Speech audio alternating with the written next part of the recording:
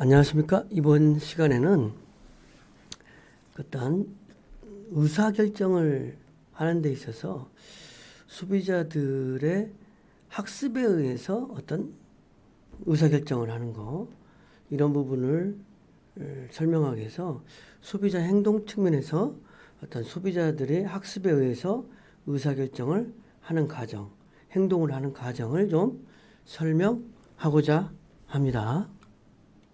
그래서 이번 시간에는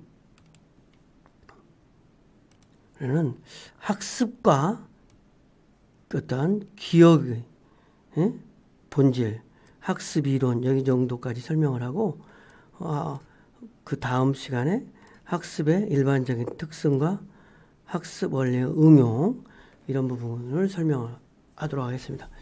학습이라고 하는 것은 여러분들이 너무도 잘 아는 영역이지만, 학습의 본질은 뭐냐? 학습은 사실 이제 우리가 어떤 공부를 하는 거예요. 공부를 하면은 그 공부한 것이 어떤 자기가 습득한 지식이 어떤 행동을 한다라든지 어떤 의사결정을 할 때 자기가 학습한 결과를 통해서 배운 것을 토대로 해서 행동을 한다. 이런 좀 쉬운 개념을 우리가 이론적으로 좀 설명을 하고자 하는 거예요. 그래서 이제 학습은 자기가 배운 거를 토대로 해서 의사결정을 한다든지 이렇게 행동을 하는데 기본이 되는 건데, 그 학습이 어떤 거냐? 학습은 장기 기억에 의한 경험이나 경험을 말하는 것이다.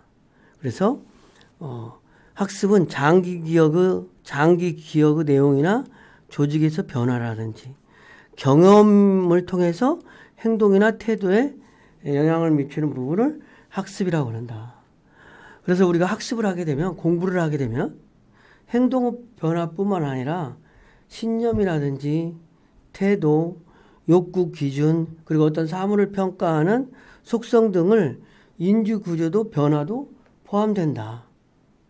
그리고 공부를 하게 되면 자기가 경험을 통한 학습 이런 걸 하게 되면 장기적으로 변화를 일으켜준다. 그리고 학습은 신체적인 경험, 인지활동을 통해서 강조된다. 그러니까 어린아이가 이렇게 학습을 통해서 기어다니다가 일어서서 또 뛰는 행동, 이런 것들이 신체적으로 반복적인 학습을 통해서 자기의 경험으로 내변화돼서 그게 행동으로 표출되는 그런 거를 말하는 거죠. 그래서 학습이라고 하는 것은 장기 기억의 내용이나 조직에 있어서 변화를 말하는 거다. 그리고 자기의 경험을 통해서 행동이나 태도가 어떻게 바뀌어지는지 이런 것까지를 학습이라고 하는 거라는 거죠. 그럼 학습은 뭐냐? 학습과 어떤 기억과 관계라면 먼저 외부적인 자극이라든지 내부적인 자극을 통해서 그걸 지각하는 과정에서 자기가 경험으로 학습이 되면 그게 한번 저장이 된다는 거죠. 내가 한번 가봤던 길은 그 길을 가는데 내비게이션 보지 않고도 학습되었기 때문에 그거를 알고 기억에 의해서 찾아가는 그런 거하고 똑같은 거라고 볼 수 있는 거죠. 그래서 학습은 여러 가지 이제 어찌됐든 외부적인 자극, 내부적인 자극에 의해서 지각을 통해서 저장되면서 기억으로 남는 것이 학습이라고 할 수 있는 거죠. 그래서 이걸 조금 더 우리가 이론적으로 보면, 학습은 정보 처리의 결과 관여도가 높은 여건에서 정보 처리는 의식적이며 매우 신중하지만 관여도가 낮은 여건에서는 무의식적으로 행동하는 거죠.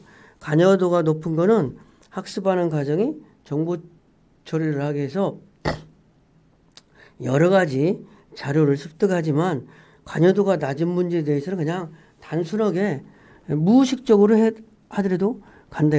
우리가 아무리 술을 먹어도 자기 집을 인사불성이 돼도 무의식적으로 찾아가잖아요. 그런 부분이 이제 또 이 얘기가 될 수 있는 거지. 그리고 학습은 지각을 통해서 정보 처리의 마지막 단계이며 장기 기억 속에 보관되어 있는 거예요. 그래서 우리가 학습을 하게 되면 알고 있으면 아는 대로 행동하고 아는 만큼 보이는 거고 뭐 그런 거예요. 내가 학습을 통해서 기억을 하고 있으면 그 기억된 걸 통해서 다른 사물을 바라보는 거니까 학습이 많이 된 사람은 바라보는 시각이 다를 수 있는 거죠. 근데 학습이 덜 된 사람은 그러니까 배경 지식이 없는 사람은 어떤 얘기를 해도 어떤 사물을 바라보는 태도가 좀 다르는데 배경 지식이 많은 사람은 배경 지식이 많으면 자기가 기억한 게 많이 있기 때문에 학습을 통해서 다른 행동이 여러 가지 행동이 폭이 넓을 수 있는 거죠. 기억이라는 거는 기억은 이제 학습을 통해서 저장되는 건데 단기적인 기억과 장기적인 기억으로 크게 나눠볼 수 있는 거예요. 단기적인 기억은 명함을 주고받으면서 바로 사람의 이름을 금방 기억하는 거, 그다음에 남의 전화번호를 금방 기억하는 거, 이런 거는 단기적인 기억이 될 수 있는 거죠. 그건 장기적으로 한 하루 이틀 지나면 그 사람 이름 잃어버리고 전화번호 잃어버린다는 거죠.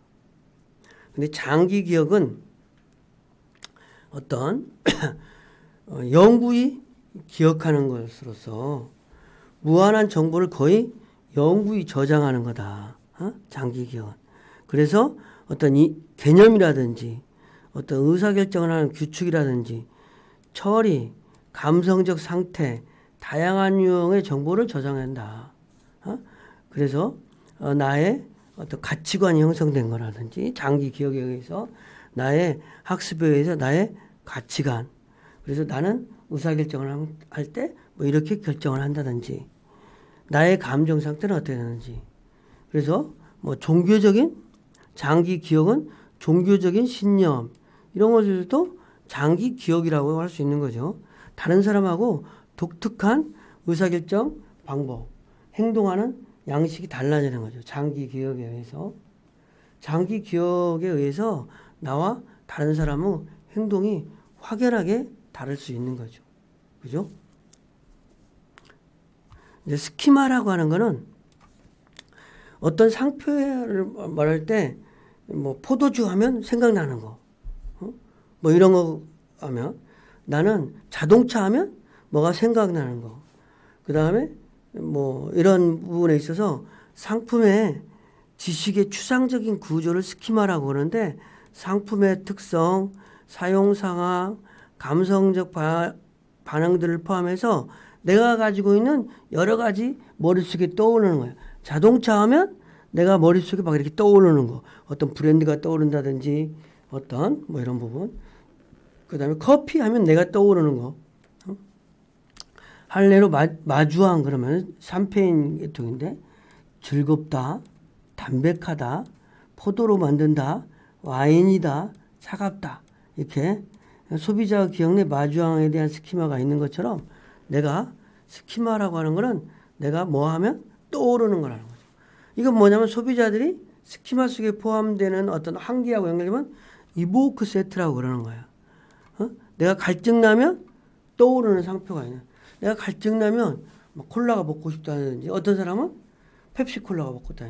어떤 사람은 뭐 요즘에 이제 무탄산 음료가 먹고 싶다든지, 스포츠 게토레이가 먹고 싶다든지, 뭐 이런 게 떠오를 수 있잖아요. 그래서 내가 백화점 그러면 나는 롯데백화점, 신세계백화점만 떠오른다. 또 어떤 사람은 백화점 하면 바로 집 옆에 있는 애경백화점만 떠오를 수도 있잖아요. 그런 것처럼 사람마다 어떤 그 추상적 지식 구조가 있는데 이거를 스키마라고 한다. 지식의 추상적 구조. 그래서 백화점 그러면 나는 롯데백화점, 현대백화점 떠오르는데 또 다른 사람은 다른 백화점이 떠오를 수도 있잖아요. 그런 것처럼 이게 스키마에 의해서 조금 달라질 수 있다는 거죠. 그죠? 그러면 단기 기억은 뭐냐? 전체 기억 중에서 현재 활성화되어 있는 기억, 활동적인 기억, 뭐 단기적으로. 단기 기억은 지속적 반복과 정기화 활동 두 가지 용어로 정보 처리 활동이다. 지속적 방법은 어떤 문제 해결을 사용하거나 장기 기억에 이전시키기 위해서 정보를 단기 기억 속에 유지하기 위한 작업이 있고, 정교화 활동은 이제 현재 단기 기억 속에 있는 정보를 해석하고 평가해서 장기 기억의 경험이나 가치나 태도, 신념, 느낌으로 가져오는 작업이다. 그래서 단기 기억이 이제 모여서 장기 기억이 되는 거겠죠. 그래서 단기 기억은 대체로 사고라 불리는 것과 매우 유사하고, 주로 스키마를 언어적 활성화시키지만 일부는 심상과 관련된다. 낭만적 전역, 이게 언어적인 반응이고, 심상적 반응은 이제 마음속에 자리 잡는 거다. 그래서 학습된 행동의 유형을 보면, 학습된 행동의 유형은 여러 가지가 있지만, 신체적 학습, 상징, 문제, 평가적 학습, 이런 게 있다. 학습을 통해서 행동의 유형을 첫 번째는 신체적. 어린애들이 사회화된다든지, 소비자가 사회화된다, 이런 거는 신체적 학습이라는 거예요. 어린애가 걷는다든지, 뛴다든지, 이런 거는 사회화되는 거야. 이런 게 신체 경험에 의해서 신체적 학습. 상징성 학습은 이제 브랜드를 기억한다든지, 어떤 슬로건을 기억한다든지, 의미적으로 남는 거가 있잖아요. 그거를 상징적인 학습이라고 할 수 있어요. 그리고 학습을 하게 되면 이제 세 번째는 좀 더 문제 해결 학습. 인지 능력에 의해서 어떤 학습을 통해서 문제 해결이 되는 거예요. 여러 가지 우리가 수학을 배운다든지 뭐 여러 가지 배우는 거는 다른 문제 해결을 하는데 도움이 되려고 수학을 배우는 거죠. 수학이라는 학문을 배움으로써 우리가 다른 행동을 하는데 문제를 해결하는데 많은 도움이, 수리적인 문제, 이런 문제를 계산식 이런 걸 학습을 통해서 우리가 나중에 어떤 회계적인 문제를 처리한다든지, 뭐 이런 부분이 어떤 문제 해결 학습. 평가적 학습은 이제 학습에 의해서 여러 가지 경험에 의해서 내가 어떤 브랜드에 대한 태도가 발생이 된다든지, 내가 태도가 형성된다든지, 뭐 이런 것이 학습에 의해서 행동. 그러니까 학습에 의해서 쌓이면 그것이 행동으로 나타난다는 것을 설명하는데, 그 구분으로 학습의 유형을 신체적인 학습, 상징적인 학습, 문제 해결 학습, 평가적 학습, 이렇게 구분해 본 거죠. 학습은 이제 저관여 중요한 문제를 해결하는 고관여 상황과 저관여 중요하지 않은 문제를 받아들여지는 상황으로 좀 구분해 볼 수 있는 거죠. 구분해 볼 수 있으니까 저관여에서는 어떤 조건적인 인지적인 부분과 조건과 반사적인 거, 조건적인 어떤 필요에 의해서 바로 행동이 일어나는 이런 부분. 고관여에서는 도구적인 거. 조금 더 설명을 하겠지만, 그 다음에 인지적 중에서도 반복적인 게 아니라 대리모방이라는 출현. 좀 고관여 상황은 학습 메커니즘이 조건화 중에서 도구적인 부분과 인지적과 추론적인 부분으로 학습 메커니즘이 일어나는데, 저관여적인 상황은 고전적 조건화 중에서, 그 다음에 인지적인 것에서 좀 기계적이고 반복적인 거에 의해서 학습이 일어난다. 이런 부분. 메커니즘이 좀 중요한 문제 했을 때는 학습하는 방법과 중요하지 않은 문제에 학습하는 방법이 좀 다르다. 이런 부분을 이야기를 하는 거예요. 그래서 먼저 조건화를 보면, 조건화는 고전적 조건화와 도구적 조건화가 있는데, 조건화 학습은 동시적으로 일어나. 뭐 쉽게 얘기해서 종치고 종을 치고 밥을 줘. 걔한테 종을 치고 밥을 줘. 종을 치고 밥을 줘. 그러면 종만 쳐도 학습이 돼가지고 종 치면 밥 주는구나 이렇게 알 수 있는 거지. 동시적으로. 그래서 고전적 조건화고 하는 것은 자극과 반응 사이에 자연스럽게 생리적 관계를 응용하여 상이한 자극에 대해서도 동일한 반응이 일어난다는 거지. 자꾸 종 치고 밥을 주면 종만 치면 밥을 주는 줄 안다는 거죠. 이게 파블로의 실험이야. 파블로의 개를 이용해서 실험을 해본 거야. 어떤 종을 치고 밥을 주고 종을 치고 밥을 주니까 종만 치면 개가 침을 흘리는 반응을 한다는 거지. 응? 그래서 고전적 조건화는 반복과 인접성. 그래서 그 어떤 그 조건 자극을 일으킨다는 거죠. 그래서 담배 광고라든지 이런 거에는 카우보이, 그 다음에 마블로의 광고 같은 거는 조건 자극을 유도하기 위한 광고를 주로 하는 부분이 이제 여기에 해당이 되는데 조금 자세히 설명하면 고전적 조건화는 자극과 반응이 있는데 무조건 자극과 무조건 반응, 조건 자극과 조건 반응이 있다. 무조건 자극은 자연스럽게 어떤 반응을 유발하는 자극과 무조건 자극에서 일어나는 반응, 그 다음에 조건 자극은 무조건 자극과 짝지어져 반복 제시됨으로써 나중에 동일하거나 유사한 반응을 일으키는 자극이다. 그 다음에 조건 자극에 나타나는 학습 반응이다. 이런 부분인데 조금 더 설명하면 고전적 조건화라고 하는 부분은 이제 연관하는 거야. 음식을 주면 무조건 침을 흘리는 거야. 그러면데 종소리를 치고 음식을 주면 이게 종소리만 치면 연관시켜져서 침을 흘리게 된다는 거죠. 그래서 고전적 조건화에 이제 즐거운 음악을 틀면 긍정적 감정이 생기니까 우리가 매장에서 제품을 팔 때 즐거운 음악을 팔아주면 긍정적 감정이 생기도록 하기 위해서 물건을 구매하는데 좀 도움이 되니까 우리가 제품을 광고하는데 효용이 되니까 막 음악을 틀어준다. 이런 부분이라는 거죠.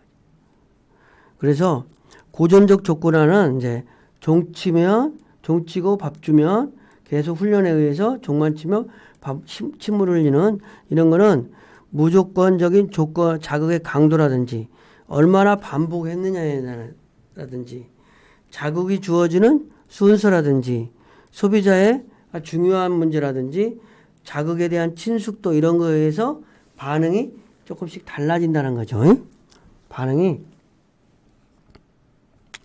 도구적인 조건화는 고전적 조건화보다 스키너가 이제 그 비둘기에게 모이를 줘보는 거야.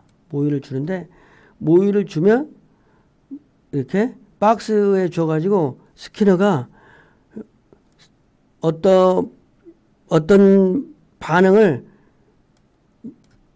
쪼으면은 박스 구멍에 쪼으면은 새로운 모이가 나오도록 그래가지고 여기를 쪼으면 모이가 나오더라 그러면 여기를 쪼으면 모이가 나오더라. 그래서 스키너가 비둘기를 통해서 이제 학습을 해본 거야. 얘가 비둘기가 구멍에다가 쪼게 만드는 거야. 버튼을 누르면 모이가 나오도록. 그래서 자극 상황을 주어서 바람직한 반응을 하니까 먹이가 나오더라. 그러면 이게 학습에 의해서 비둘기가 이제 먹으려면은 거기를 누르면 되겠구나.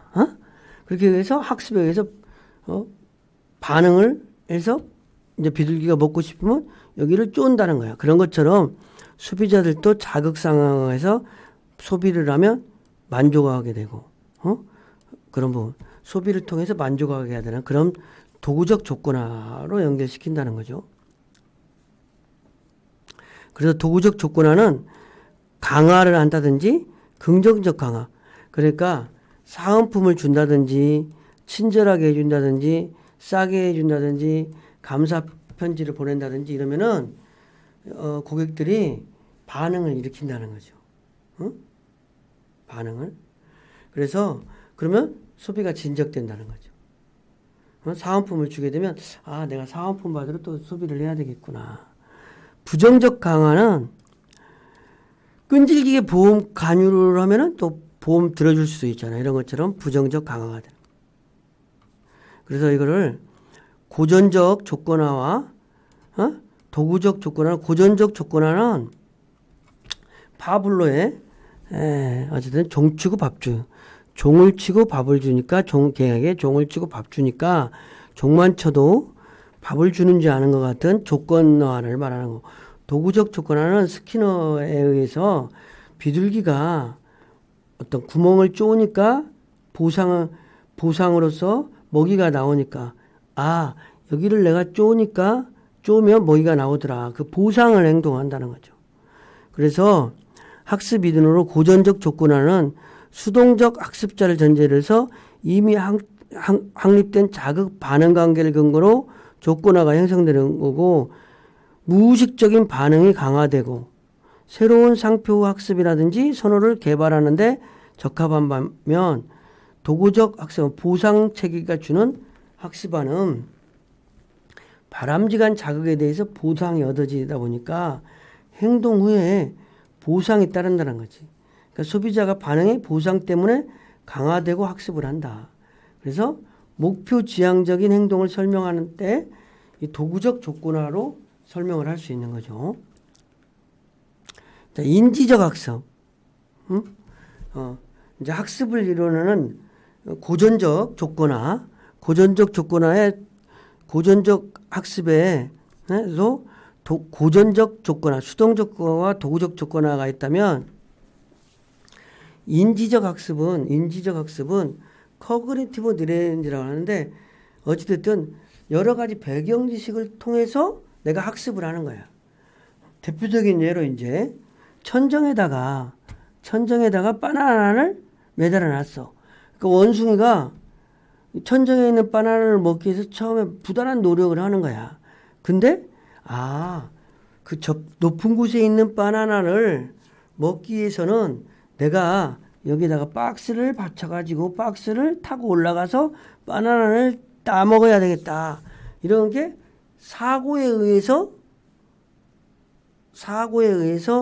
이런 어떤 거를 추론해서 바나나를 따먹는다는 거죠. 그래서 직접적인 경험이나 보강 없이 소비자가 추론하고 문제를 해결하는 능력에 기여하는 아이디어라든지 개념, 태도, 사실들을 학습하는 거지. 인지적 학습에 의해서 여러 가지 문제 해결이 된다는 거죠. 그래서 이거는 침팬지 실험, 학습이 심사숙고와 문제 해결에 대한 통찰의 결과를 보여준다. 우리가 공부를 열심히 하고 여러 가지 사회적인 학습을 하다 보면 행동을 하는데 탐색적으로 문제 해결을 합리적으로 할 수 있다. 이런 부분이 나는 거지. 응? 그래서 학습자가 목표의 본질을 처음부터 이해하고 있으며 보상을 한다는 점이 특징이다. 내가 높이 올라가서 하면은 바나나를 따먹을 수 있다. 그래서 소비자의 의사결정을 혁신의 소비자의 학습을 설명해 주는 부분이라는 거죠. 그래서 인지적 학습에는 기계적인 반복 학습이 첫 번째 있고 대리 학습과 모방이 있다. 기계적인 반복은 우리가 이제 기계적인 반복에 의해서 인지할 수 있는 거죠. 조건 없이 2개 이상 개념들을 연상하는 거예요. 우리가 두통, 치통, 생리통의 개보린, 두통약은 개보린이다. 이렇게 하면 두통, 치통, 생리통, 개보린이다. 반복적으로 기계적인 반복 노출에 의해서 두통, 치통, 생리통 해놓으면 개보린이다. 자꾸 반복적으로 학습하면 우리가 두통, 치통, 생리통이 있으면 개보린이 생각날 수 있잖아요. 조건 없이 2개 이상의 개념에서 연상되는 학습, 그다음에 저관여 학습의 상당한 부분은 기계적인 반복에 의해서 대리 학습과 모방 학습을 통해서 인지적으로 하는 거는 대리 학습은 모델의 행동을 관찰하여 자신의 행동을 변화시키는 다른 사람, 다른 모델을 쳐다보고 아 저렇게 내가 우리 윗사람을 보고 우리 선생님을 행동을 보고 내가 부모의 행동을 보고 따라하는 거지. 그 다음에 모방학습은 어떤 다른 사람을 보고 보상이나 처벌을 직접 경험하지 않고도 다른 사람의 행동이라든지 행동 결과를 관찰함으로써 환경에 적응할 수 있는 방법이다. 그래서 마케터는 상품의 사용으로서부터 보상을 받고 있는 역할 모델을 소비자에게 보여주는 대리학습을 능해한다. 모델링 효과는 모델이라든지 관찰자, 모델에 대한 행동으로 보여줄 수 있다. 인지적 학습은 이제 추리학습하고 당한다. 추리. 어떤 거를 보고 추리하는 거지. 응? 소비자가 새로운 연상이라든지 개념을 형성하기 위해서는 기존 정보나 새로운 정보를 탐색하여 재구성함으로써 창의적인 사고에 참여할 수 있다. 그래서 이렇게 뭐 여러 가지 그 상품 지식에 대해서 여러 가지 장황하게 설명해 놓은 거야. 그러면 소비자가 탐색을 해서 아 이래서 좋구나. 그래서 인지적 학습은 목표 지향지이며 바람직한 목표를 달성하기 위해서 취하려는 행동은 소비자의 정보, 태도, 아이디어 통찰을 추론한다. 그래서 이 학습 이론으로는 첫 번째 조건적인 학습과 인지적인 학습이 있다. 조건적인 학습은 파블로의 종치고 밥 주는 거. 도구적인 학습은 스키너. 그 다음에 인지적인 학습은 어떤 원숭이가 바나나를 천장에 있는 거 매달아 먹은 거. 근데 기계적인 반복 학습과 대리 학습, 모방이 있다. 이런 정도 이해하면 되겠어요.